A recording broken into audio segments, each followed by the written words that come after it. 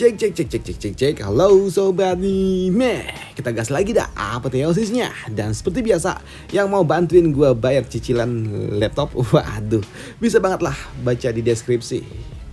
Lumayan dikit-dikit aja nggak apa-apa. Limpul 5.000 kek, berapa kek, bantuin aja nggak apa-apa. Dan yang lainnya yang nggak ngasih juga nggak apa-apa, tolong dibantu like aja dan juga tolong dibantu komen. Terserah mau komen apa, terserah mau like apa. Yang penting bantuin aja biar uploadnya bisa lancar terus. Oke, yuk langsung aja kita gaskan dulu dah apoteosisnya. Langsung aja gas ke. Mereview sedikit dari part sebelumnya, saat ini Lozen dia pun ditangkap oleh seorang pria tua yang langsung membawa dirinya pergi. Namun melihat itu semua tentunya membuat mereka semua khawatir dengan apa yang telah terjadi kepada Lozen yang telah diculik oleh aki-aki yang gak mereka kenal. Tapi di sini untuk gadis Pink, dia pun tahu siapa orang tua itu karena sebelumnya dia pernah melihat di dalam pertemuan para sains, dia melihat kalau orang tua itu ada di dalam acara perjamuan itu bersama dengan bapaknya dan dia tahu kalau orang tua itu adalah seorang sains pula yang disebut sebagai Sains Jiang. Dan tentunya mendengar apa yang diucapkan oleh gadis Pink tidak dapat dipercaya dengan mudah oleh mereka semua. Mereka pun berpikir mustahil hal itu dapat terjadi karena mereka juga tahu kalau Sains Jiang adalah seorang penempa. Yang membuat mereka pun bingung kenapa orang tua itu malah membawa Lozen. Yang membuat gadis Pink dia pun berpikir apakah jangan-jangan Sains Jiang dia ingin menempa tubuh dari Lozen, pikir dari gadis Pink ini. Dan tentunya hal itu mengejutkan bagi mereka. Mana mungkin tubuhnya masa ia ditempa, memangnya senjata, pikir dari mereka. Tapi di sini untuk gadis Pink, dia pun mengatakan kalau Sains Jiang adalah orang yang sangat amat spesial. Dia telah diusir dari tempat di mana dia tinggal. Dia diusir oleh persatuan para penempah dan dia juga nyaris aja nggak diakui sebagai seorang true god.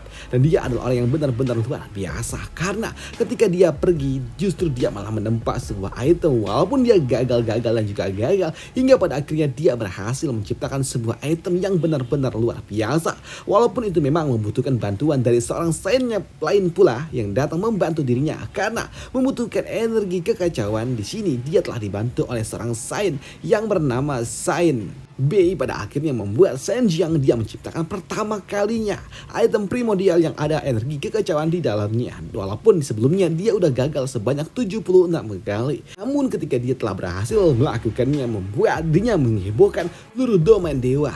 Dan itu membuat para penempa yang lainnya mereka semua pun iri dan ingin mendapatkan metode apa yang digunakan oleh Sains Jiang.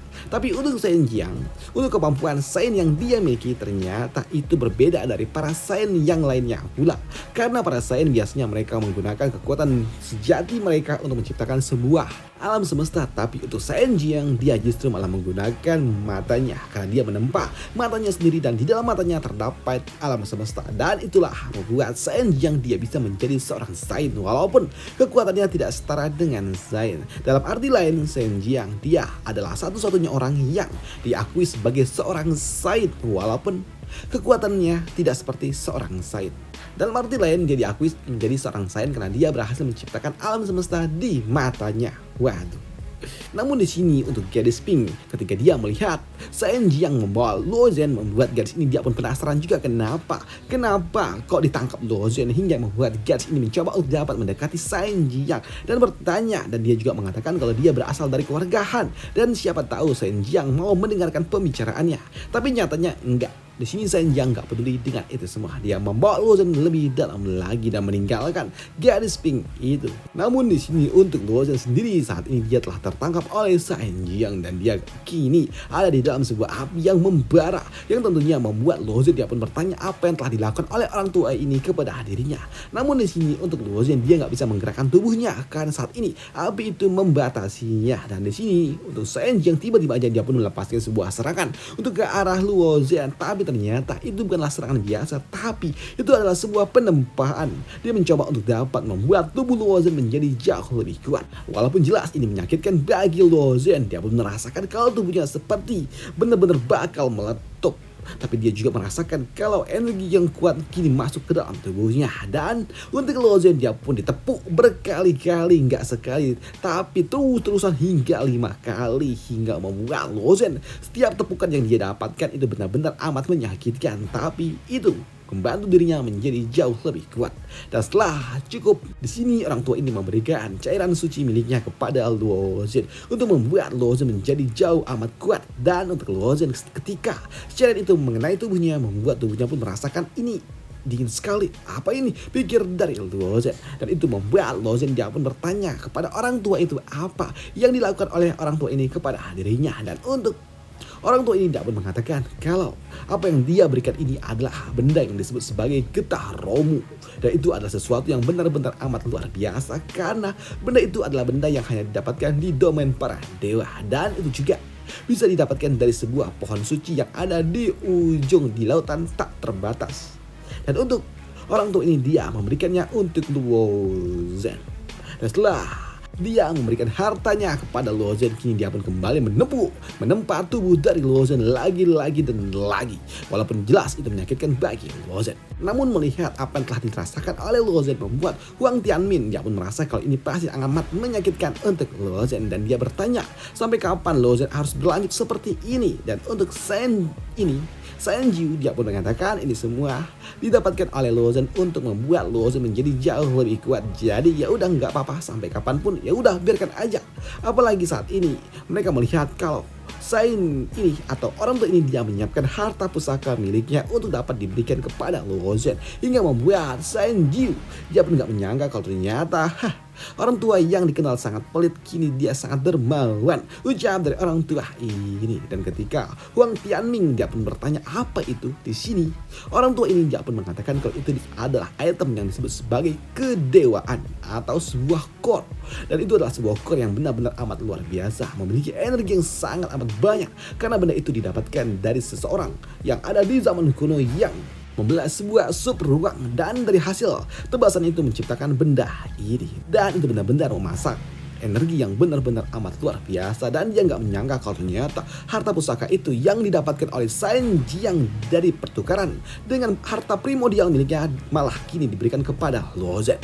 Dan ini adalah hal yang benar luar biasa, ucap dari Shen Jiu. Dan untuk orang tua jenggot ini dia pun memberikan harta pusakanya kepada Luo Zhen, dan dia leburkan itu semua melapisi tubuh dari Luo Zhen, dan ini akan membuat Luo Zhen menjadi jauh amat mengerikan. Dan setelah dia melapisi tubuh Luo Zhen dengan harta pusakanya, dia membawa Luo Zhen masuk ke dalam sebuah tempat yang disebut sebagai sebuah tungku. Dan ini adalah tempat yang amat sangat menyakitkan untuk Luo Zhen, ujar dari orang tua ini. Dan di sisi lainnya saat ini orang-orang yang sebelumnya mereka pun mencari di mana Luo Zhen, dan mereka mengikuti kemana arah dari Luo Zhen yang sebelumnya. Tapi di sini mereka juga nggak bertemu dengan Luo Zhen hingga membuat salah satu pimpinan dari suku apa ini namanya. Ya, orang tua ini dia pun melepaskan sebuah teknik untuk dapat melihat apa yang ada di ujung sana, mencoba untuk dapat mencari Luo Zhen karena Luo Zhen ada di ujung tempat ini. Dan ketika dia melepaskan tekniknya di sini, orang tua ini dia pun akan menghentikannya karena ini akan mengganggu Shen Jiang. Pikir dari orang tua ini yang kini muncul dan langsung menghancurkan benda mata-mata itu. Dan dia juga mengatakan kalau sepertinya orang-orang ini ngapain, padahal mereka sudah hidup enak di dalam domain ini. Mereka telah hidup enak di dalam tanah suci terlarang, tapi apalagi yang mereka cari setelah mereka menjadi kuat seperti ini, ucap dari orang tua itu. Tapi Huang Tianmin dia pun mengatakan kalau ini adalah sebuah naluri bagi setiap kultivator untuk menjadi jauh lebih kuat dan pergi ke tempat yang jauh lebih tinggi lagi. Dan itu membuat orang tua ini merasakan kalau itu ngapain lagi, padahal mereka sudah hidup enak di dalam tanah terlarang ini, tanah suci terlarang. Ngapain lagi pergi ke dunia yang lebih tinggi lagi? Ngapain pergi ke domain dewa? Nggak ada gunanya, ucap dari orang tua itu. Namun karena memang Huang Tianming mengatakan kalau ini adalah sebuah naluri bagi para kultivator, ya udahlah kalau gitu ayo kita pergi menemui orang-orang itu dulu, ucap dari orang tua itu. Dan benar saja kini mereka pun menemui orang-orang yang ada bersama dengan Luo Zhen sebelumnya. Dan di sini kedatangan dari orang tua putih ini tentunya menarik perhatian bagi mereka semua. Dan ketika mereka bertanya siapa sosok yang ada di depannya, di sini orang tua itu mengatakan kalau dia adalah master dari dunia ini, yang membuat mereka semua sadar siapa yang ada di depannya, yaitu Sang Pencipta, yang membuat mereka semua langsung berlutut. Di sini orang tua ini juga mengatakan kalau di ujung jalan ini gak ada apa-apa, mereka semua telah mencapai puncak tertinggi, lantas apalagi yang dicari, gak ada apa-apa, dan kalian gak akan bisa pergi ke dunia yang lebih tinggi lagi, ucap dari orang tua ini yang membuat mereka semua sedikit kecewa karena mereka ingin pergi ke dunia yang lebih tinggi lagi. Tapi melihat orang-orang ini yang memang ingin sekali pergi ke domain para dewa membuat Senju, dia pun mengatakan, baiklah, aku akan memberikan domain milikku kepada kalian untuk dapat kalian kuasai, dan harusnya dengan kemampuan milik kalian, kalian dapat melakukannya. Dan untuk pergi ke domain dewa, itu semua tergantung nasib kalian masing-masing, ucap dari Senju. Dan dia kini memberikan satu persatu kekuatan miliknya kepada orang-orang itu, dan itu akan membuat mereka jadi jauh lebih kuat tentunya. Namun itu semua tergantung kepada diri mereka masing-masing, apakah mereka bisa pergi ke domain para dewa. Namun di sini orang tua ini juga mengatakan kalau ini semua berkat bocah yang ada di sebelahku ini. Dialah yang memintanya, dan dia juga akan pergi berlatih ke tanah suci terlarang. Dan ketika dia pergi berlatih, tolong beri bantuan kepada dia, ucap dari Senju.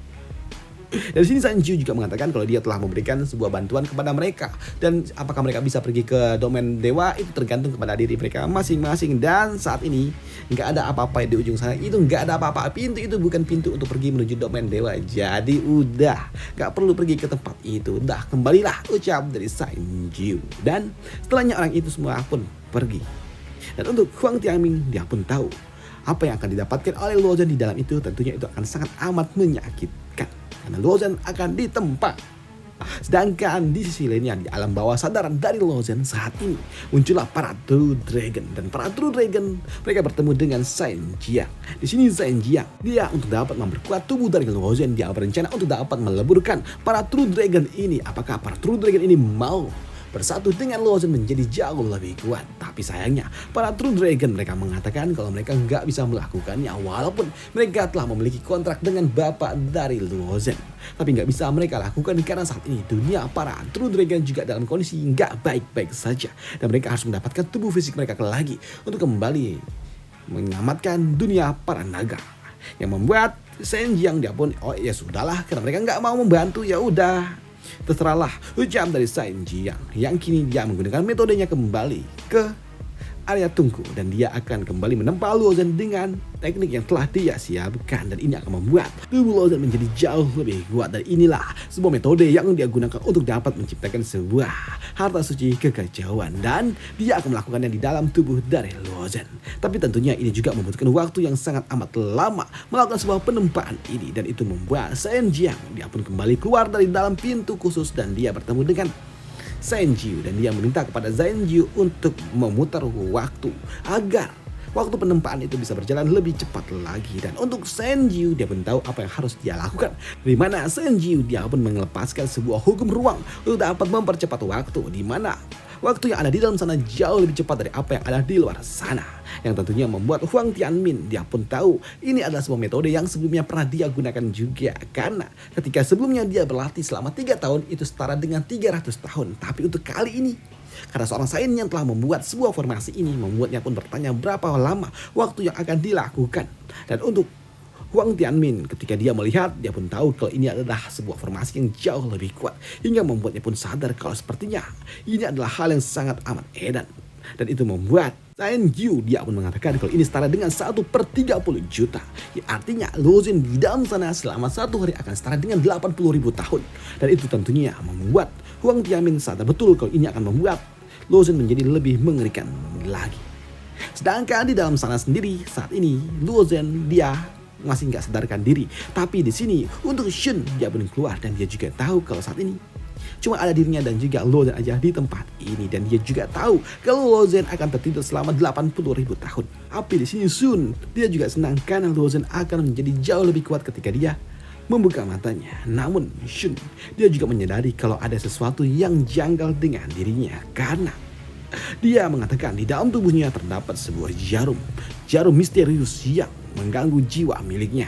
Dan ini adalah sebuah jarum yang memang telah ditanamkan kepada para raja-raja elf ketika mereka diangkat menjadi seorang raja. Dan Ini adalah sebuah jarum yang memang sangat unik karena ketika medan laga ilusi telah selesai, tiba-tiba aja jarum yang ada di dalam tubuhnya, di dalam jiwanya mulai aktif hingga membuat dirinya semakin kacau, gak bisa mengendalikan pikirannya dan selalu aja bersikap buruk kepada Luo Zhen hingga membuatnya pun sadar kalau ini ada yang salah dengan dirinya. Hingga inilah penyebab kenapa dia mulai bersikap kasar kepada Luo Zhen setelah Luo Zhen kembali dari medan laga ilusi karena pengaruh dari jarum ini.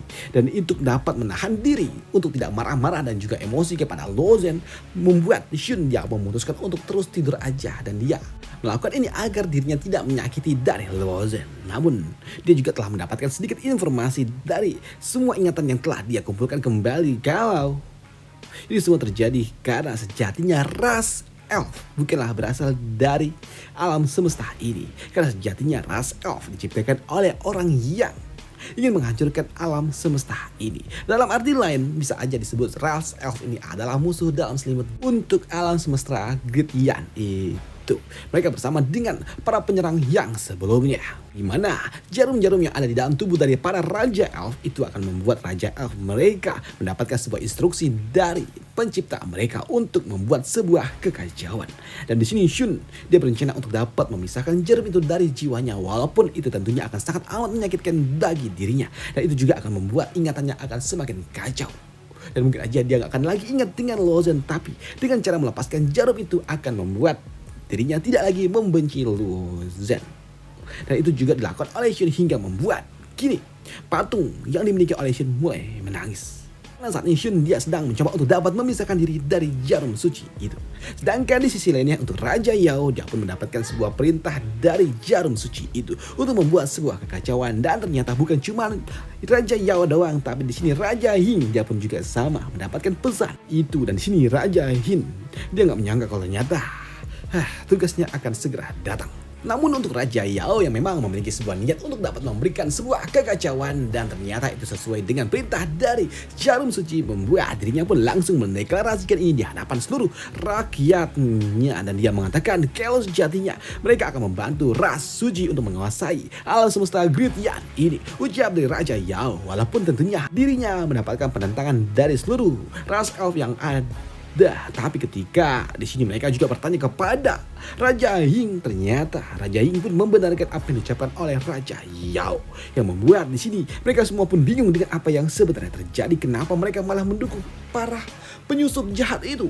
Tapi di sini untuk Raja Yao, dia pun melepaskan kekuatannya untuk membuat mereka semua mendengarkan apa yang telah dia ucapkan, di mana dia mengatakan kalau sejatinya ras elf bukanlah berasal dari semesta ini, jadi mereka akan bekerja menghancurkan dan juga mengacaukan semesta ini. Mereka akan mengambil alih ini semua. Dan apa yang akan dilakukan oleh ras elf, apakah mereka akan setuju dengan raja mereka membuat kekacauan, akan kita bahas di part lanjutannya aja. Dan sampai jumpa di part lanjutannya. Bye, thank you.